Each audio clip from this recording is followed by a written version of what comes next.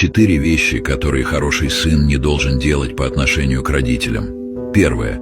Не груби и не кричи на свою мать. Она дала тебе жизнь и заслуживает уважения. Благодарность важна, помни мудрость. Почитай отца и мать свою, и дни твои будут долгими и счастливыми. Уважение – основа всего. Второе. Не исчезай, не предупредив. Мама всегда беспокоится о тебе. Простое сообщение о том, где ты и что с тобой все в порядке, успокоит ее сердце. Третье. Не оставляй все на родителей. Помогай по дому, убирай за собой, мой посуду, будь самостоятельным. Мама старается для вас, но часто забывает о себе. Твоя помощь укрепит вашу связь и наполнит ее теплом. Четвертое. Не скрывай правду и не обманывай. Даже если боишься наказания, знай, родители всегда хотят для тебя лучшего.